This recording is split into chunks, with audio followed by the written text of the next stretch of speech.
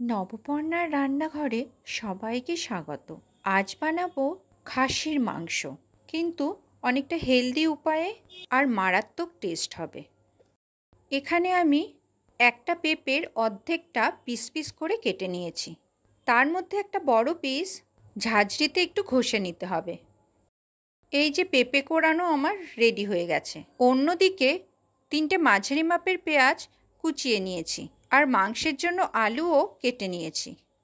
এখানে আমি 400 মাটন নিয়েছি, ভালো করে ধুয়ে জল ছড়িয়ে রেখে দিয়েছি। এবার এক এক করে মশলা ছড়িয়ে দিয়ে ম্যারিনেট করব।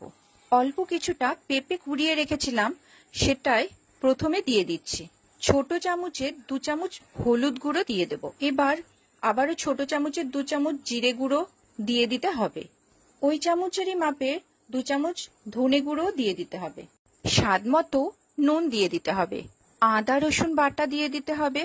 আমি এখানে বড় চামচের 1.5 চামচ আদা রসুন বাটা দিয়েছি। ওই চামচেরই 1.5 চামচ টক দই দিয়ে দেব। ছোট চামচের 3 চামচ সর্ষের তেল দিয়ে দিতে হবে। আমি এখানে সাদা তেলই দিয়েছি, কিন্তু সর্ষের তেল দিলেই ভালো হয়। বড় চামচের 1 চামচ টমেটো সস দিয়ে দিলাম। আর কালারের জন্য কাশ্মীরি লঙ্কার গুঁড়ো দিয়ে দিতে হবে।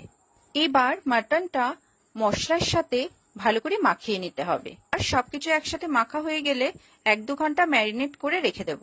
এবার সর্ষের তেলে গোটা গরম মশলা ফোড়ন দিয়ে পেঁয়াজ কুচিগুলো ছেড়ে দিতে হবে। পেঁয়াজ কুচি একটু ভাজা ভাজা করতে হবে, কিছুক্ষণ নাড়াচাড়া করে। পেঁপে কুড়োনো দেওয়ার কারণ হলো, আমরা সবাই জানি পেঁপে হলো একটা হেলদি ভেজিটেবল। পেঁপে খুব তাড়াতাড়ি সেদ্ধ করে, তাই মাটনে পেঁপে কুড়োনো বা পেঁপে পিস পিস করে দিলে খুব তাড়াতাড়ি মাটন নরম হয়ে যাবে আর মাটন অনেক টেস্টিও হবে। পেঁয়াজ কুচি একটু লাল লাল করে ভাজা হয়ে গেলেই ওই ম্যারিনেট করে রাখা খাসির মাংসটা কড়াইয়ে দিয়ে দেব। পেঁয়াজ ভাজার সাথে ম্যারিনেট করা মাংস ভালো করে মিশিয়ে নিতে হবে। মাঝারি আঁচ করে এবার বেশ কিছুক্ষণ রান্না করতে হবে। মাঝারি আঁচ করে কিছুক্ষণ রেখে দিলেই দেখা যাবে আস্তে আস্তে মাটন থেকে জল বেরোতে শুরু করেছে। আমি পুরো রান্নার কষানোর টাইমে একটুও জল দেব না। মাটন থেকে যেটুকু জল বেরোবে সেই জলেই কষানো হয়ে যাবে।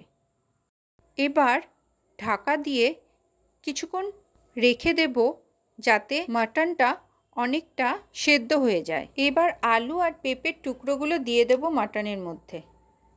আবারও ঢাকা দিয়ে কিছুক্ষণ রান্না করে নিতে হবে। কিছুক্ষণ পর ঢাকনা খুলে নেড়ে চেড়ে নেব।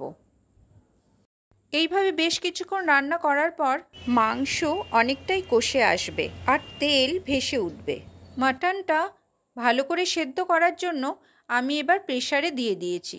আর প্রেসারে দেওয়ার পর পরিমাণ মতো ঈষৎ উষ্ণ জলও দিয়ে দিয়েছি। আমি যতটা গ্রেভি রাখতে চাই সেই অনুযায়ী জল দিয়েছি। আপনারা আপনাদের পরিমাণ মতো জল দেবেন। 3-4টে সিটি দেওয়ার পর কিছুক্ষণ রেখে প্রেসার বেরিয়ে যাওয়ার পর গরম মশলার গুঁড়ো আর স্বাদ মতো যেটুকু নুন দরকার দিয়ে দিতে হবে, কারণ মাটন ম্যারিনেট করার সময় একবার নুন দেওয়া হয়েছিল। কত সুন্দর কালার এসছে, সবাই একটু দেখুন। পেঁপে আলু দেওয়ার ফলে মাটনটা হেলদিও হলো আর টেস্টটা একবার আপনারা বাড়িতে বানিয়ে দেখুন।